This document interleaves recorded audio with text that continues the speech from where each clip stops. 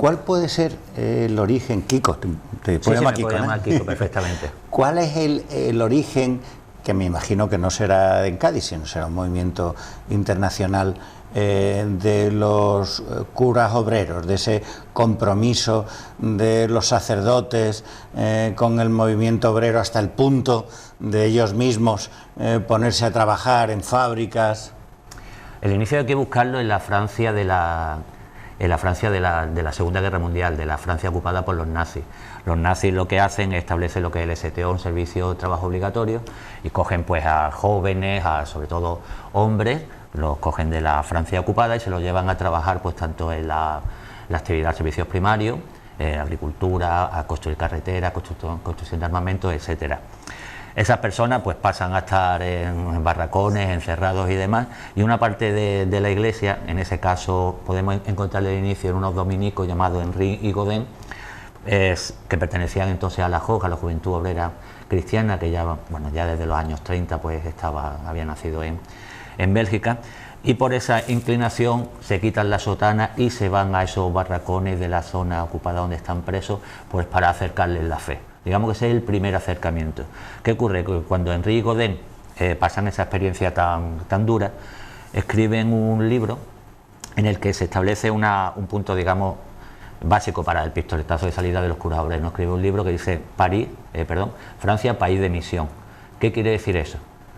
Que para la misión no habría que irse a los territorios de ultramar, sino que en la misma Francia, en las mismas ciudades incluso de Francia, incluso en París, había una zona, había un muro que había que pasar si queríamos acercarnos a aquellas personas, sobre todo fundamentalmente de la clase obrera, de trabajadores que estaban completamente alejados de la iglesia. Si digamos que ese sea el inicio, final, el principio, ¿no? El germen.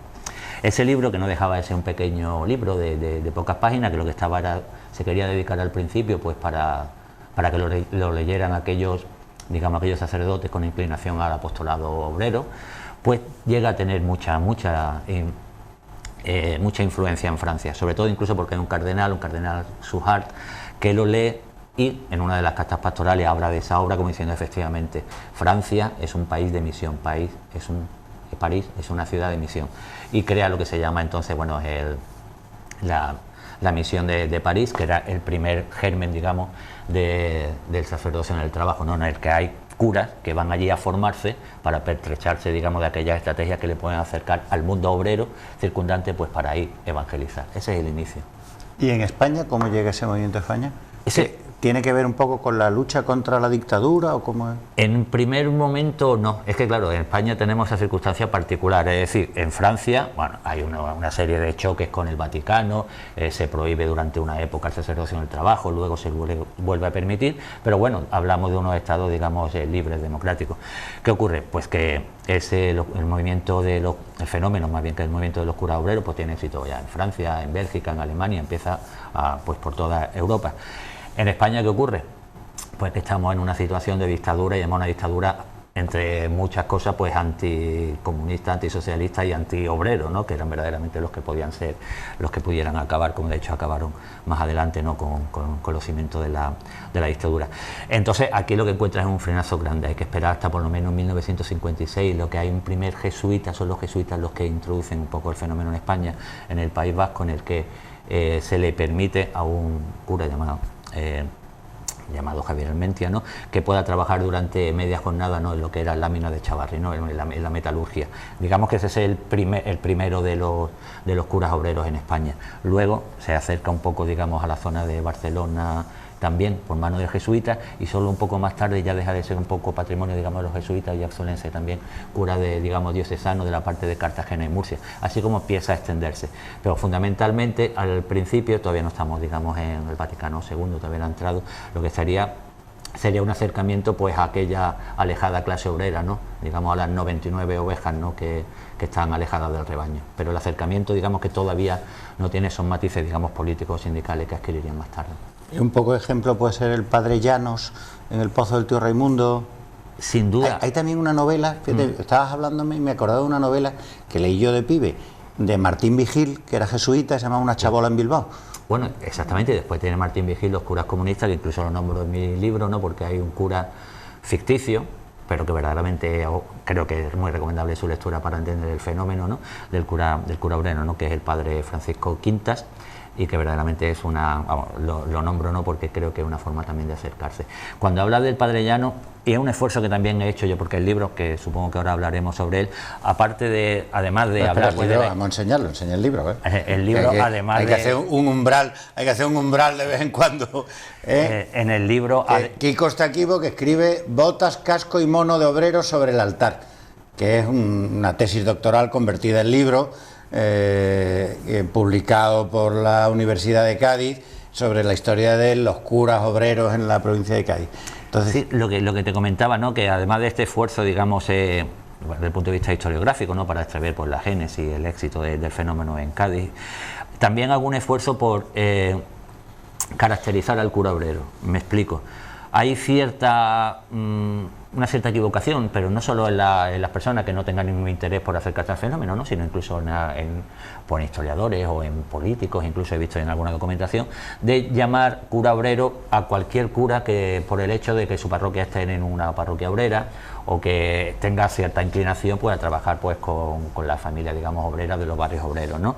Pero eso no significa que ser cura obrero, ¿no? Ahí doy una serie de características que, bueno, invito que al lector, ¿no?, pues para que vea cuáles son esos matices que desde mi punto de vista caracterizan verdaderamente al cura obrero, para acabar con esa confusión. ¿Por qué te indico esto? Porque habla del Padre Llano, ¿no? El padre Llano, pues a lo mejor no entraría en lo que sería la caracterización de cura obrero, sino que entraría en esa caracterización de ese cura de parroquia obrera, o bueno, en ese caso más que de parroquia, del campamento, no chabolista. Pero sí, evidentemente, ¿no?, ese acercamiento a los más pobres. Hay que recordar que en esa época, entendiendo el Evangelio de Cristo, ¿no?, que en el que creen ese Evangelio de Cristo, de acercamiento a los más pobres de entonces eran los obreros. No solo los más pobres, sino los que menos derechos tenían, ¿no? Por lo tanto, aquel cura, Padre Llanos, cura obrero, cura jesuita... Sí, Paco García Salve, los días alegría, así que digamos, por diferenciarlo, una cosa es el cura comprometido y otra el cura que se pone el mono y el casco. Exactamente, ¿no? El que renuncia pues a la paga estatal o la paga diocesana, ¿no? El que deja de vivir en la parroquia obrera y se va a vivir pues al barrio donde vive la mayoría de los obreros, ¿no? Porque lo que quieren es buscar esa inculturación, ¿no? Es decir, coger valores, digamos, no solo ya más adelante el movimiento obrero, pero sobre todo de la clase obrera, pues porque entiende que si verdaderamente quiero conocer la clase obrera para acercarme a ella y enseñar el mensaje de Cristo, pues me tengo que mezclar con ellos, ¿no? Sería pues el hábitus que hablaba de Pierre Bourdieu, ¿no? Es decir, de coger de esos valores, de compartir el mismo espacio, de compartir la misma cultura, la misma jerga, los mismos bares, ¿no? En esa línea, ¿no?, en la que... Tú fíjate que en el germen de las comisiones obreras hay también un montón de curas. O sea, de hecho, a la gente del 1001 los pillan en el convento de las Oblatas de Pozuelo, me parece que es en Madrid, y está también allí el cura Paco García Salve, por ejemplo. Y luego, en otro ámbito del movimiento obrero, por ejemplo, está el cura Diamantino, que es de la germen de la que eran las comisiones jornaleras, que luego es el Sindicato de Obreros del Campo, ¿no? Exactamente, claro, es que hay que entender también un itinerario, ¿no?, que también hablo yo en el libro, ¿no?, el itinerario del cura obrero. Es decir, el cura obrero, ya centrándonos en Cádiz, ¿no?, el primer contacto con el movimiento obrero, vamos a llamarle, ¿no?, un movimiento obrero perseguido, evidentemente clandestino, pues ya fue en su época, en la primera jornada, no digamos, en el seminario de Cádiz. Hay un acercamiento al movimiento, al mundo del trabajo, en el que unos seminaristas por primera vez pues dedican los meses de verano, no a volver a su casa con su familia o a ayudar al cura o al párroco, ¿no?, de su parroquia, ¿no?, sino que lo que deciden es trabajar en las fábricas o en la industria del momento. Ahí lo que conocen es al mundo del trabajo. Ahí conocen algo más, conocen la dureza del trabajo. Hasta entonces lo que conocían era puramente teórico. Es decir, en el mundo del trabajo pues hay unos valores como de la solidaridad, etcétera, algo idealizado, que ellos cuando llegan al mundo del trabajo ven que eso exactamente no es así, sino que lo que hay ahí es una represión brutal, en la que el trabajador de entonces es pura mercancía, es puramente funcional, hay un abuso sobre él, no tienen derecho ni siquiera ni a opinar, pues como participar de su trabajo, etcétera, ¿no? Por lo tanto, ese sería el primer digamos, encuentro. ¿Qué ocurre? Que cuando vuelven de ese verano, eso fue, vamos a situarnos en verano de 1966. ¿Estaba el cura Hernández, era el director entonces, José Antonio Hernández? ¿Del seminario? ¿Del seminario? En ese caso, no, en ese caso todavía, digamos que estaba estamos ya en 1966, está Antonio Añovero y hay una serie de personas que pegan ese empujón, ¿no?, a esos seminaristas, ¿no? Hay que hablar de Alfonso Castro, que en ese caso era un profesor más, ¿no?, de filosofía metafísica, pero que ya tenía una clara convicción de que él quería ser cura obrero. Es decir, a pesar de ser el profesor de sus alumnos, él lo tenía claro y dio ese empujón, ¿no? Pero también había otra serie de personas, como podía ser Antonio Troya, Magallanes, también podía ser también Miguel Mugán, que era conciliario de la JOC y de la JOA. También estaba una persona también que fue Alberto Revuelta, que es un seminarista más, pero de avanzada, bueno, de más edad, digamos, que los jóvenes, ¿no?, que además había tenido un cargo muy importante en la JOC, había sido vicepresidente de la JOC, de la Juventud Obrera Cristiana. Es decir, lo que se encuentra en el seminario en los años 60 es unas personas que tienen una vocación enorme, pues por ese acercamiento al mundo obrero. ¿Qué ocurre? Que hay, como le llamo yo en el libro, ¿no?, la figura de Antonio Añovero, que es como le llamo yo, la levadura en la masa. Es decir, es la persona que, viendo que hay curas, que hay futuros curas que están con un deseo de inclinación al sacerdocio, de acercamiento a la clase obrera, le permite que lo hagan, lo empuja, les invita a que vayan a ese mundo obrero. Voy acortando porque quiero llegar al tema de los sindicatos, ¿no? En definitiva, conocen la dureza del mundo obrero, pero digamos que entonces lo que se han acercado al trabajo ha sido pues porque han sido enchufados por Añovero, pues por gente del seminario, pero ya deciden ellos encontrar su propio trabajo, para ellos se forman en oficios y demás, y ya vuelven, digamos, como, ya incluso los primeros nada ya como curas, que ya son curas, y vuelven al mundo del trabajo. ¿Qué ocurre? Que una vez allí, ellos mismos ya encuentran lo que le pasaba a los otros, es decir, ellos mismos son los que encuentran la dureza del trabajo personal, cuando ellos mismos encuentran que sus derechos son pisoteados, cuando incluso empiezan a ser despedidos, digamos, con despidos completamente arbitrarios por el hecho de ser curas y por saber los empresarios que ellos, como dicen eufemísticamente, dan consejos a los trabajadores, es decir, no dejan de empoderar a la clase obrera, no quieren lanzarse ese mensaje evangelizador que es de libertad, de asociacionismo, etcétera, que en el fondo son valores, digamos, del sindicalismo y también del reino de Dios, en definitiva. ¿Qué ocurre?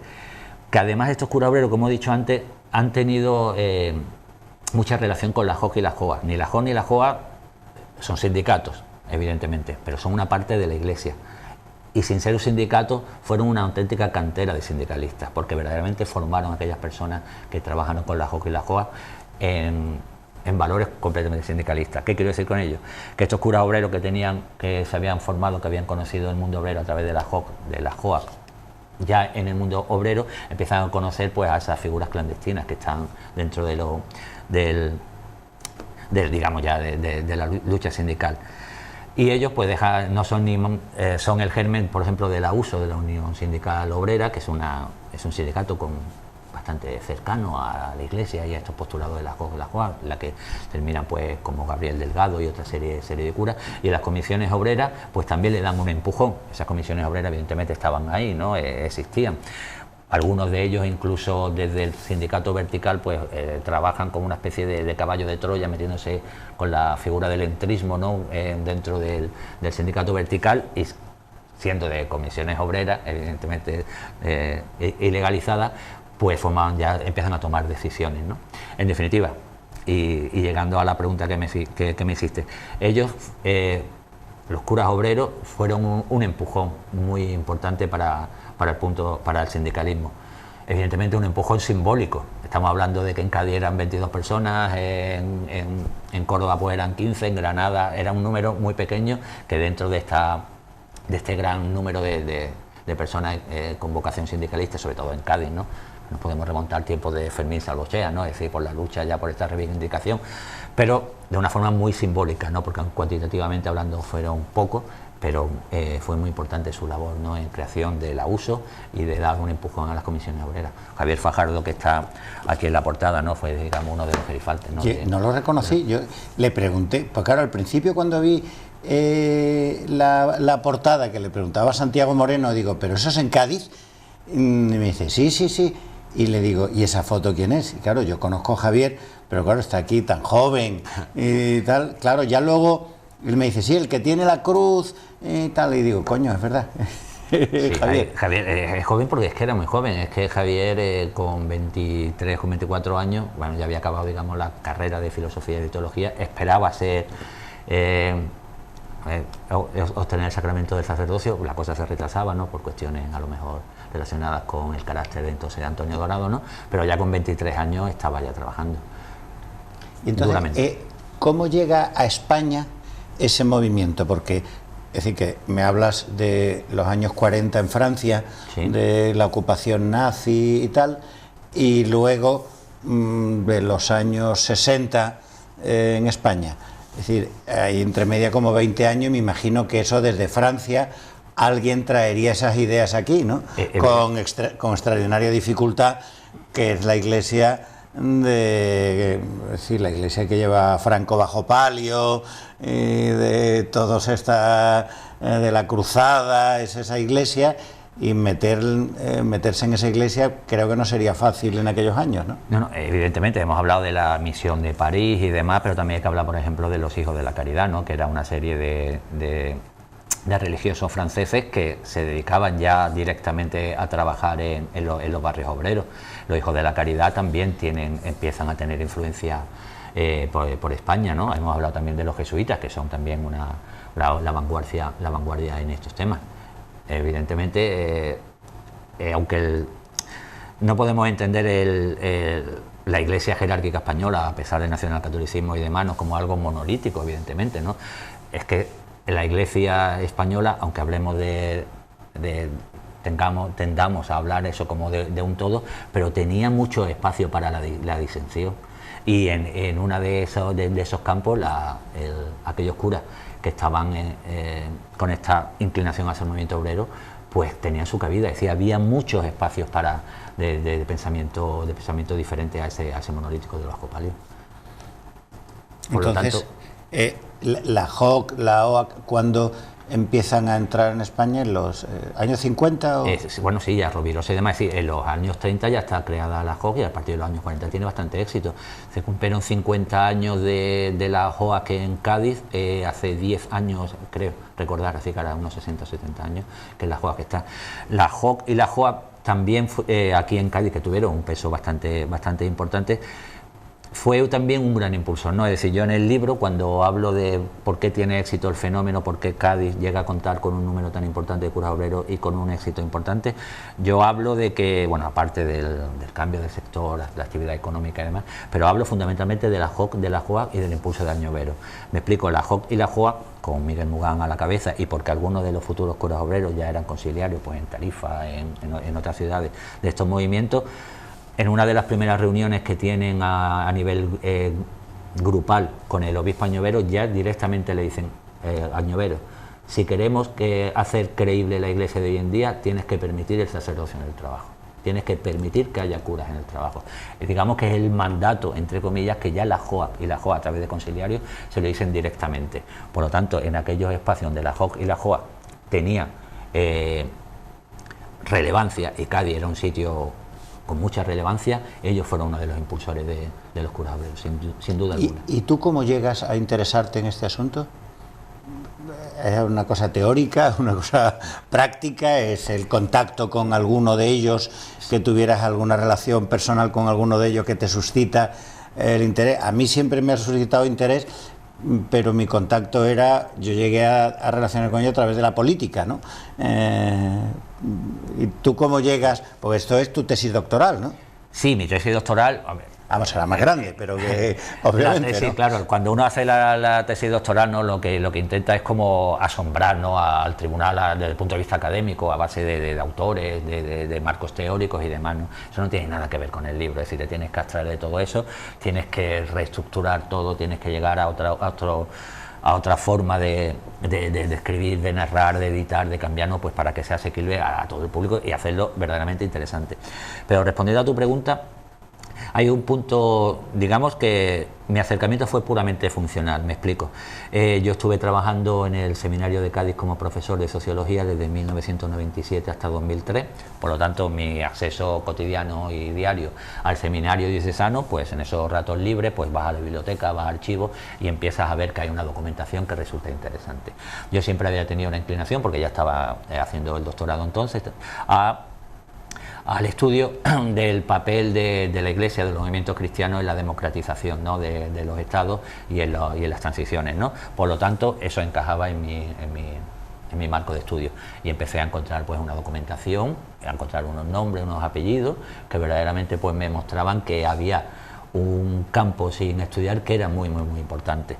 Eso ya me acercó, pues no es lo más fácil, a tener en el propio seminario a compañeros sacerdotes, pues que ya me pasaran los números de teléfono de aquellas personas, ¿no?, que habían sido curas obreros, ¿no? Por lo tanto, el acercamiento fue meramente, digamos, funcional. Pues ¿por qué? Porque encontré, digamos, un nicho de documentación, de información que había que sacarlo a la luz, y que encajaba perfectamente con mis intereses, ¿no?, desde el punto de vista, digamos, científico universitario. Y has citado varias veces a Antonio Añoveros y has utilizado la metáfora de la levadura. ¿Sí? ¿Tan importante fue en este asunto Añoveros? Importantísimo. La fecha del 66 que tiene en tu libro... Sí. ¿Es porque ese es cuando llega Añoveros a Cádiz? No, Añoveros llega en el 54, pero como obispo coadjutor, es decir, todavía está Tomás Gutiérrez. Tomás Gutiérrez es un obispo preconciliar, clásico, de bajo palio, nacional, de la defensa del nacional católico, de dedicar sus misas, su iglesia a los pocos electos, obviando a la clase obrera, que son el enemigo marxista y demás, ¿no? Antonio Añoveros llega en el 54, pues porque ya está mayor. Y pide pues que ponga un coadjutor. ¿Qué ocurre? Que mientras está de coadjutor, pues verdaderamente Antonio Añoveros está ninguneado por Tomás Gutiérrez. Añoveros es progresista, bueno, lo progresista que se podía hacer. Más cuando hablo de progresista, digamos, más que creían más en valores democráticos, asamblearios, en contra del ordeno y mando, ¿no?, de entender al sacerdocio como un ejército, que era la concepción que tenía Tomás Gutiérrez. Antonio Añoveros llega como coadjutor y, claro, al estar ninguneado, pues dice, ¿qué hago yo aquí? Pues entonces lo que dedica el tiempo de coadjutor, pues a hacer, entre otras actividades, a dos que yo creo que son fundamentales. Por un lado, empieza a escribir en el boletín oficial del obispado una serie, digamos, de consejos a los futuros sacerdotes, digamos, ¿no? Y por otro lado, pues se dedica pues a pasear por la diócesis, a conocer todos y cada uno de los puntos. Viaja al campo, que en ese momento el campo gaditano, el campo andaluz, la verdad que parece que estamos todavía en la época del siglo XVIII o el siglo XIX, en pleno caciquismo. Viaja a las fábricas, escucha a los obreros, escucha a los patronos, escucha a los pobres, ¿no? Por lo tanto, lo que aprovecha ese tiempo, digamos, como ya volviendo a la palabra anteriormente, ser ninguneado, pues aprovecha ese tiempo pues para conocer, hablamos que era un obispo navarro, ¿no?, para conocer la diócesis en profundidad, y sobre todo también para acercarse a conocer las demandas del pueblo trabajador. ¿Qué ocurre? Que en ese momento, estamos en el 65, pues ocurre el fenómeno fundamental para la Iglesia mundial, ¿no?, que es el Vaticano II, al que asiste ya Antonio Añoveros. Antonio Añoveros, verdaderamente el Vaticano II le abre aún más los ojos a ese acercamiento hacia los más pobres, ¿no? Y eso lo trae a Cádiz. Me preguntas por la fecha de 1966, ya está el obispo Añoveros como obispo titular, porque es en 1965, pero fundamentalmente esa fecha, por lo que hemos hablado antes, lo que serían las experiencias de verano. En 1966 es cuando el obispo Antonio Añoveros permite la experiencia de verano a los seminaristas. 4 o 5 seminaristas, por primera vez, se quitan la sotana, que ya como seminaristas iban, y se colocan el mono azul y el casco y van a trabajar. Bueno, vamos a hacer un pequeño receso y seguimos hablando de Añoveros, vale, sí, que me parece un personaje fascinante.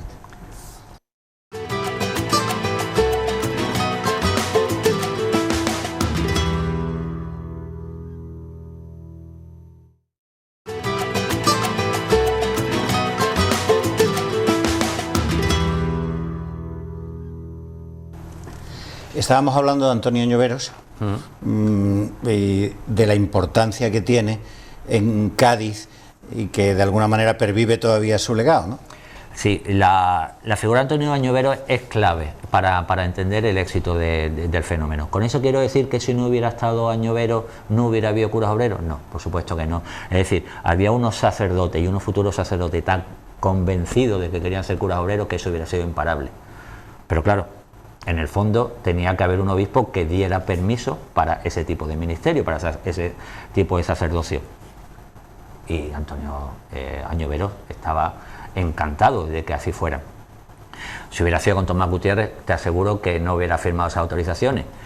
Y después, unos años después, con Antonio Dorado, bueno, sí, a lo mejor da tiempo a hablar, claro que permitió, pero por ejemplo para las autorizaciones que él tuvo que dar para la segunda jornada, digamos, de curas obreros, pues transcurrieron 4 o 5 años entre que se los daba y no los daba, ¿no? Por lo tanto, está claro que Antonio Añovero es la levadura en la masa, como digo en el libro, pero por 2 cuestiones fundamentales.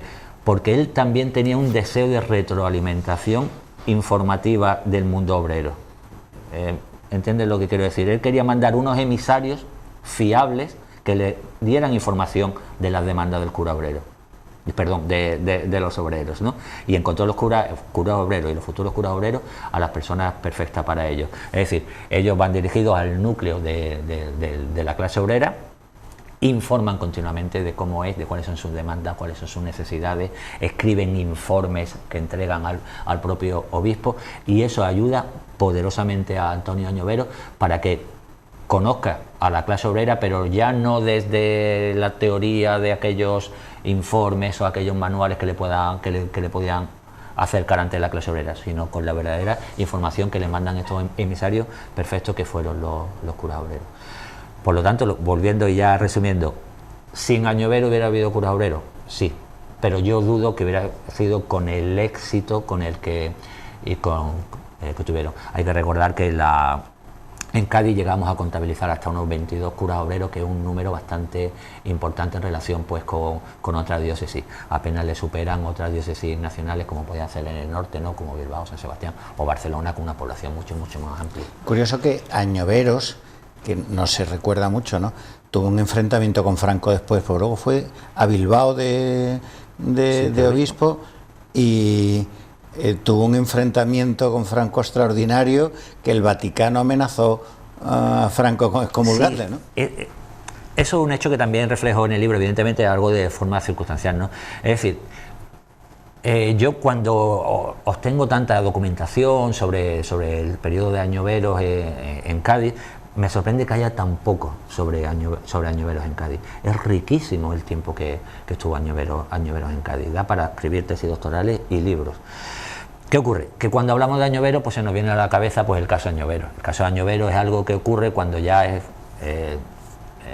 marcha de Cádiz, va a Bilbao y lo que hace es una homilía en la que hace una defensa del euskera como una forma de patrimonio del pueblo vasco, ¿no? Eso es entendido pues por las autoridades gubernativas como un atentado contra la unidad de España, y llega Franco a ponerle, y esto es verdad, a ponerle un coche en la puerta que lo va a llevar a un avión para expulsarlo de España.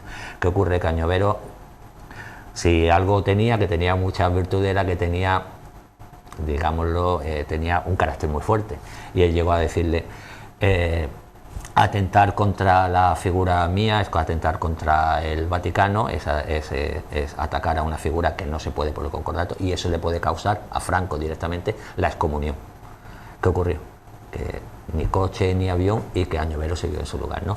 Pero a lo que voy, siempre recordaremos a Antonio Añovero por la coletilla del caso Añovero, cuando, sobre todo a los gaditanos, deberíamos recordar por aquellos de más de 10 años que estuvo en Cádiz, que estuvo encantado, de hecho vivía con su madre en Cádiz, ¿no?, encantado de ser gaditano, y por la obra tan enorme, y no solo basada en palabras o en palabrería fácil de decir en los púlpitos, ¿no?, en los altares de antes y hoy en día, ¿no?, sino verdaderamente con actos, con gestos. Es decir, que había problemas de la vivienda, pues decía: pues yo no acepto una subvención pues para arreglar la catedral, cuando ese dinero se podía dedicar pues a arreglar las casas de las personas del barrio de la catedral que se está viniendo abajo. Que hay personas que necesitan, porque tienen una necesidad habitacional, Yo pongo la casa del obispado al servicio de esas personas, y esta planta del obispado donde se hacen campamentos de verano, pues que vengan aquí a vivir. Crea una residencia que llama Juan 23 para obreros en tránsito, que son pues para aquellas personas que en los años 60, 70 pues tenían que trasladarse pues desde Chiclana, desde Puerto Real, venían a lo mejor a Cádiz a trabajar, decían es que si tienen que ir en bicicleta, como muchos de ellos tienen que venir, están todo el día trabajando. Crea una residencia en la que esos trabajadores pueden quedarse a dormir en Cádiz. Crea una residencia que llama para señoritas que trabajaban en el servicio doméstico. Había chicas que trabajaban todo el día en casa del servicio doméstico y además tenían pues que dormir en casa, en definitiva estaban trabajando 24 horas, pues crea un centro donde una serie de chicas dedicadas al servicio doméstico pues pueden dormirse.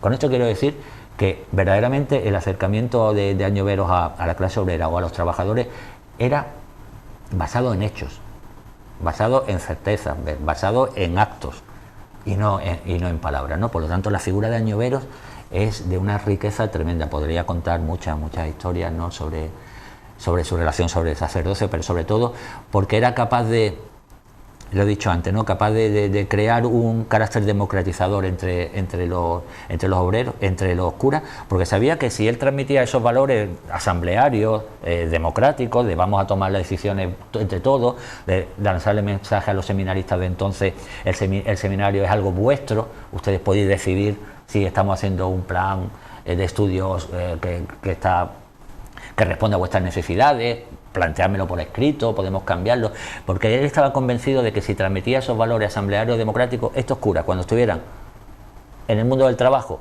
o en el mundo digamos del ministerio, que ellos tuvieran esos valores democratizadores, los iban a transmitir porque ya formaban parte de su estatus, ¿no?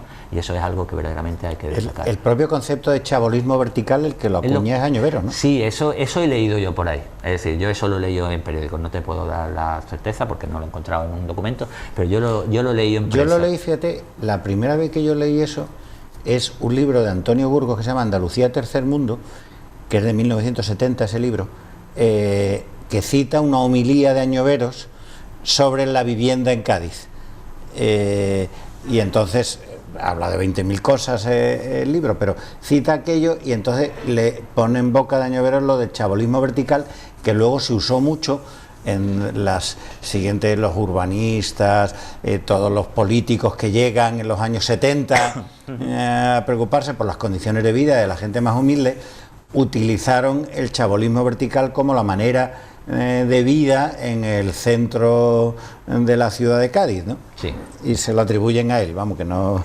Sí, vamos, probablemente, no decir que está recogido, ¿no?, en negro sobre blanco, lo doy por hecho, pero quiero decir, la documentación, que he tenido mucho acceso pues a homilías suyas, ¿no?, a documentos suyos y demás, yo no he encontrado ese término, pero evidentemente lo doy por hecho. Y le leía a Juan Cejudo, que es uno de los protagonistas del libro, llama a una persona a la que, vamos, él sabe que un porcentaje muy alto del libro se lo debo a él, porque, permíteme que ponga esta cuña, ¿no?, tiene archivado mucha documentación. Es decir, a mí cuando me pregunta, oye, ¿dónde has adquirido tanta documentación para en su día la tesis o para el libro, ¿no? Pues claro, el que me está preguntando ya está intuyendo de que, bueno, pues uno de las fuentes han sido pues los archivos diocesanos, ¿no? Porque si están los expedientes y todo, pues no. Es decir, desafortunadamente el historiador hoy en día a estos archivos que son teóricamente recientes pues no puede acceder, pues porque hay una serie de años que no han transcurrido, etcétera, etcétera, ¿no? En definitiva, pudiendo tener la fuente directa en un archivo diocesano, archivo de la Iglesia, pues tenía que ir a los propios curas obreros para que me mostraran pues aquella documentación que ellos tienen pues archivada de la mejor manera posible en sus hogares. Y Juan Cejudo es una persona para eso en metódica y tiene mucha documentación que ha sido muy enriquecedor porque tiene pues mucha documentación sobre estos concretos. Pues le leí a Juan Cejudo que él le hacía informes a Añoveros, no sé si estuvo en La Línea, no sé dónde, y le hizo informes sobre las condiciones de vida en el campo, en barriadas populares de la diócesis, y que eso se iba mandando y él siempre, por lo que leí, tenía una relación, un vínculo muy estrecho con Añoveros, Cejudo, ¿no? Sí. Cejudo, él está destinado como diácono en la zona de Vejer, en La Muela, en Catarranas, en la parte de, bueno, incluso de Roche, por esa zona, una zona que está completamente depauperada desde el punto de vista de las condiciones en las que viven los jornaleros de entonces, ¿no? Son latifundios que están en manos de unos pocos, en que tienen las condiciones... Sí, que esa zona es las lomas también. Exactamente, las lomas y demás, ¿no? Entonces él está allí y de diácono y va visitando pues a los compañeros sacerdotes que estaban pues desperdigados, digamos, por aquella zona, y lo que ve es un panorama desolador. Entonces, ¿qué ocurre? Este panorama, y además creo que te lo comenté antes, ¿no? Por ese deseo añovero de retroalimentación, pues le pide que, bueno, que le redacte un informe. Bueno, no me imagino que diciéndole redactame un informe, ¿no? Pero oye, cuéntame cómo es la situación del campo. Entonces, Juan Cejudo escribe un informe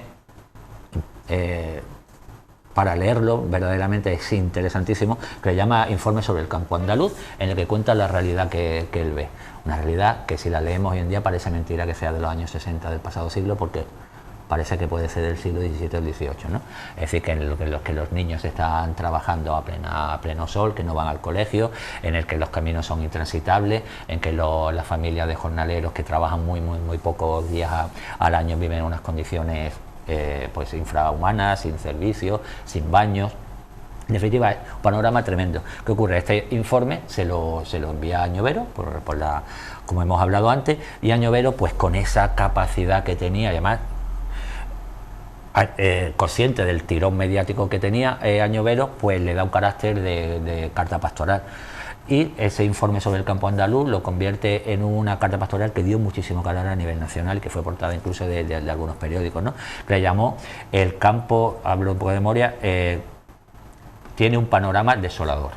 Es decir, le cambia el título, coge toda la información que le pasa a Cejudo, él le da una serie de una relevancia a nivel teológico, pero también incluso con cuestiones de estructura económica, de demografía, le da un calado intelectual de primer orden, en el que viene a denunciar lo que Cejudo le ha informado, ¿no? Y eso, gracias al tiro mediático, forma parte de una carta pastoral que tiene el éxito que nunca podía tener pues Juan Cejudo, pues llevando el informe de 5 folios. ¿Qué ocurre? Pues que se le echaron encima el señoritismo gaditano, ¿no? Fue tremendo, ¿no? Una vez me contó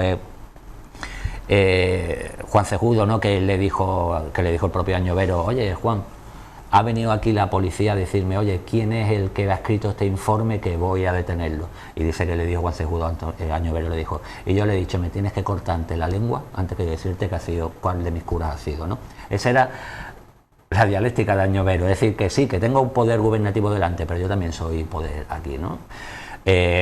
Otro de los, Alfonso Castro, el que podemos llamar el padre de los curas obreros, ¿no? Ojalá diera tiempo a hablar un poco sobre su figura. También me cuenta un poco sobre esa historia. Alfonso Castro es jerezano, y entonces también hablando Antonio Añoveros con él, le dijo: no te veas cómo está el señoritismo gaditano, todos los señoritos de tu tierra se me están echando encima, sabiendo que era jerezano, ¿no? Y él vino a decirle, Antonio Añoveros vino a decirle a Alfonso Castro: pero me da igual, porque a mí lo que verdaderamente me importa que no se me echen encima, pues son los jornaleros, son los proletarios, ¿no? Esa era la forma de ser de Añovero. Y todo esto responde a la pregunta de ese informe que le hace Juan Cejudo. ¿Por qué? Porque sabía que el poder para denunciar que tenía Antonio Añoveros era un megáfono importantísimo. Y otro personaje que, por lo menos en la ciudad de Cádiz, tuvo una importancia extraordinaria es el padre Araujo, ¿no? Que le llamaban el cura de la Pastora, aunque yo creo que al final estuvo más tiempo en San Lorenzo que en la Pastora, pero para él para la gente era el cura de la Pastora. Y la Pastora, yo tengo el recuerdo de ver al padre Araujo con una furgoneta de reparto trabajando, y tengo el recuerdo de mediados de los 70 con una bandera andaluza en su despacho. Pues yo creo que él es nacido en un pueblo de Sevilla, me parece, ¿no? González Araujo era portugués, es más, se llamaba González y tuvo que cambiarse su apellido a González. Y fíjate que esto me lo han contado gente del Partido Comunista, iba a ser el candidato del Partido Comunista en las elecciones municipales del 79, que luego no fue.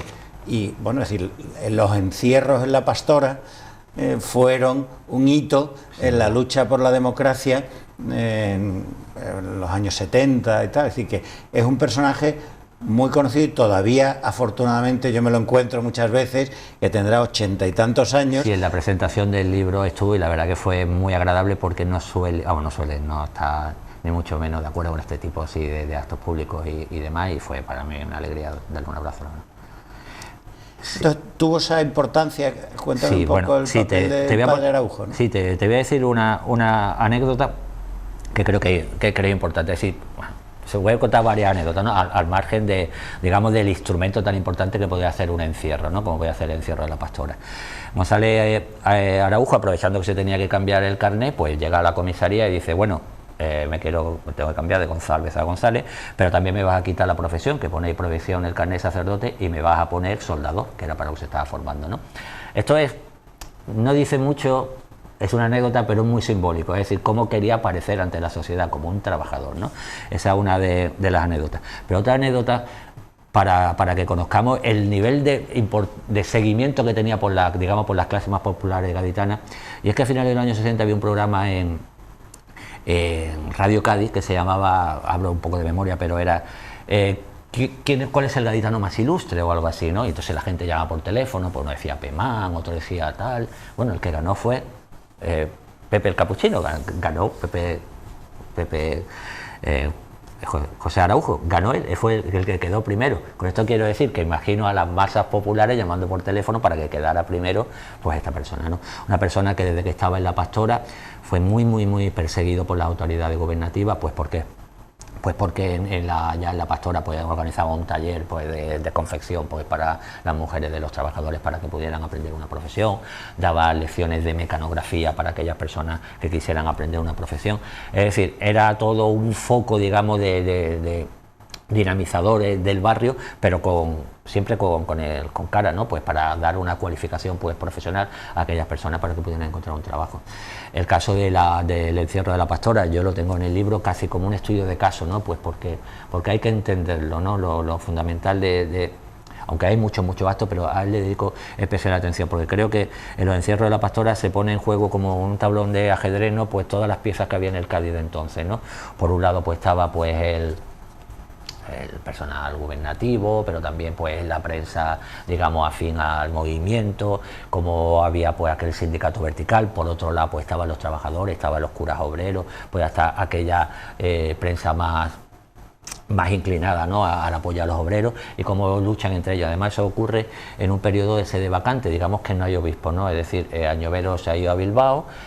Aquí no se manda ningún obispo porque entonces estaba, digamos, que el Estado español y Pablo VI estaban enfrentados, ¿no? Por cuestiones, bueno, que no vienen al caso contar. Por lo tanto, aquellas sedes vacantes no se cubrían. Y entonces aquí el que estaba era el antiguo vicario, que era Álvarez Moya, que también era otra persona del régimen nacional católica, ¿no? Digamos, preconciliar, el que estaba entonces. Entonces, es muy rico de ver cómo las luchas que digamos que hay en ese Cádiz de entonces y que está plasmado en el encierro de la pastora. Al final, pues se desaloja el encierro de la pastora. Pero ¿qué ocurre? Que si no hubiera habido ese encierro, no hubiera habido esa divulgación, que era lo que en el fondo necesitaban esos 20 y tantos trabajadores. Se puso eco, apareció en la prensa, fue portada en prensa en Cádiz 3 o 4 días, incluso 24 curas y teólogos escribieron en el Correo de Andalucía, escribieron pues que se puede hablar un primer manifiesto, entre comillas, de los curas obreros, los curas progresistas, ¿no? En la defensa del trabajo y por ese tipo de acciones y reivindicaciones. En definitiva, un encierro que a lo mejor no hubiera pasado pues sin pena ni gloria, apenas oído pues por los familiares de los allí encerrados, gracias a la decisiva intervención del padre Araujo, tuvo un altavoz importantísimo en la sociedad gaditana. Has hablado de los jesuitas. Me acuerdo de Horacio Lara, que yo no sé si, claro, los jesuitas no estaban a lo mejor en el mundo de la JOC y la OAK, sino ellos, Horacio era jesuita, yo lo conocí mucho y me acuerdo, tengo el recuerdo hasta de cuando le estaban haciendo el expediente para expulsarlo de los jesuitas, que se hacía en latín, y le mandaban el cartas en latín, él respondía, y él todavía, siendo secretario provincial del Partido Comunista, que antes había sido el impulsor de comisiones obreras en la provincia, que él firmaba Horacio Lara SJ, ¿no? Sí. Y él vivía en Loreto, y había sido trabajador de astilleros de la factoría de Cádiz de astilleros españoles, un poco con cierto paralelismo con Javier Fajardo en Puerto Real, ¿no? Sí. Sí, efectivamente, incluso fue uno de los impulsores de lo que fue el primer, digamos, despacho laboralista que hubo en Cádiz, ¿no? Que bueno, se puso en contacto con Aurora Javier León, Ansó. exactamente, con Javier Ansó, de Chaminade y demás, y fue uno de los impulsores, desde luego, ya de la defensa, digamos, práctica, ¿no? del propio trabajador, en la que acudían pues en masa, ¿no? Pues personas que defendieran sus derechos, a pesar de que, como él también me contaba, pues apenas si tenía un duro para organizar ese despacho, porque los que iban allí apenas si pagaban, ¿no? Bueno, no pagaban directamente. Y tenía también una importancia la parroquia del Cerro del Moro. Estuvo en la presentación de tu libro el hoy defensor del pueblo andaluz, que era el párroco del Cerro del Moro, que estaba Gregorio López también de coadjutor, y allí era como un poco la parroquia, luego la pastora también, pero era un poco el germen de esas luchas obreras, ¿no? Sí, evidentemente, allí estaba Damaso Piña, ¿no? Que fue un cura muy inclinado al trabajo con los más pobres y con los trabajadores, aunque luego se trasladó a la línea. Y ahí es donde tanto Gregorio López como Maestu, como Cejudo y Alfonso Castro, incluso, su primera intención cuando fueron cura era ir a esa parroquia, ¿no? Pero bueno, al final no fueron, porque Damaso Piña fue a la línea, y entonces ya prefirieron pues crear su propia comunidad de base, ya en un chalet, viviendo otra forma distinta de llevar su ministerio eclesiástico, digamos. Pero verdaderamente el Cerro del Moro fue el centro, pues para que conoce Cádiz, no era un barrio muy pobre de entonces, pero muy dinamizador, en el sentido de que en ese Cerro del Moro pues lo mismo se hacía una obra teatral con un doble sentido, que se transmitía unos valores democráticos, hasta que había una vietnamita que no paraba de fotocopiar pues panfletos pues para los sindicatos clandestinos, entonces, para que los repartieran, ¿no? Evidentemente la parroquia, también lo nombro en el libro, fue un agente, digamos, dinamizador de primer orden, pues para inculcar esos valores democráticos no solo a los seguidores de la parroquia, sino también a los propios vecinos del barrio, ¿no? Y digamos un poco el corolario natural de ese movimiento obrero vinculado a la Iglesia Católica es la creación de la USO, ¿no? Que llegó a ser el primer sindicato de la provincia de Cádiz, de manera muy especial en el marco de Jerez, con Sebastián González Barroso y gente así, y en la Bahía de Cádiz, en la Bazán, ampliamente mayoritario, muy importante en Astillero de Cádiz, que estaba Gabriel Delgado, era sacerdote y promotor de la USO en los años 70, ¿no? Sí, efectivamente, la USO tuvo mucha importancia en el campo de la viticultura a nivel jerezano, pero también en la propia arco de la Bahía de Cádiz. La USO era un conglomerado de personas de distintas índoles, es decir, cuando hablamos de muy vinculado al movimiento cristiano, no solo por la gente de la JOC, sino que es que había, para entendernos, los capillitas de entonces, es decir, incluso aquellas personas pertenecientes a las cofradías y demás, pero que tenían un interés por la defensa de sus derechos como obreros, pues también pertenecían a la USO, ¿no? Es decir, una vinculación muy clara con la Iglesia. O sea que un poco el círculo es desde añoveros a la USO. Luego la USO, bueno, no sé si afortunado o desgraciadamente, pero bueno, que la USO terminó siendo ya un sindicato meramente testimonial. Una parte se fueron para comisiones, otra parte para UGT. Claro, ¿no? Tenía unos partidos políticos detrás, tanto UGT como Comisiones Obreras, que tenían un apoyo. De alguna manera, que en el año 79 se monta una candidatura auspiciada por la USO, que era Unidad Socialista, encabezada por Esteban Caamaño, que era un dirigente de la USO del sector bodeguero del puerto de Santa María, ¿no? Sí. Bueno, pues muchísimas gracias por esta conversación tan amena. Volvemos a recordar el libro, volvemos a hacer el umbral, vamos a recordar el libro, Botas, casco y mono de obreros sobre el altar, los curas obreros y la lucha por la justicia social, 1966-1979, Francisco Javier Torres Barranco, ¿no? Vale, me gustaría, antes de acabar, si me da un par de minutos, bueno, en primer lugar, que el título hace mención a un hecho muy concreto que ocurre en una parroquia muy concreta de la vía de Cádiz, de Puerto Real, en la parroquia de San Sebastián. Bueno, me gustaría que el propio lector descubriera, ¿no? Y él se dejara llevar hasta llegar hacia ese hecho, pero es el momento, desde mi punto de vista, de mayor aceptación del mundo obrero, del sacerdocio en el trabajo. Invito al lector a que lo lea para llegar a ese momento, porque verdaderamente es un momento, creo que único, ¿no? Y en segundo lugar, y para acabar, pues me gustaría leer cuál sería, digamos, la filosofía del Faro de la Memoria, que es la colección que inaugura mi libro. Por lo tanto, es una responsabilidad a la vez que un placer, ¿no? La propia editorial de UCA ha creado esta colección. No me gustaría leer, son apenas 4 líneas, cuáles serían los objetivos, porque entroncan decididamente con la idea que yo tenía cuando presenté este manuscrito, ¿no?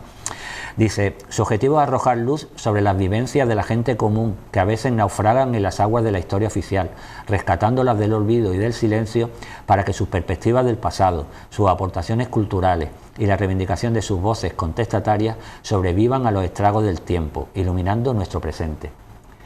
Creo que la figura del cura obrero ha estado naufragando por la historia, digamos, por la historia oficial en los últimos años, no solo a lo mejor a través de la historiografía, ¿no? Sino, y a lo mejor lo que a mí más me choca, por la propia, pues, jerarquía eclesiástica, ¿no? Que los ha tenido, pues, como un poco olvidado, o al menos no se ha querido recordar cuál ha sido su ministerio, ¿no? Y esta colección que se inaugura, ¿no?, del Faro de la Memoria, está dedicada, yo creo, expresamente a este que fue mi primer deseo.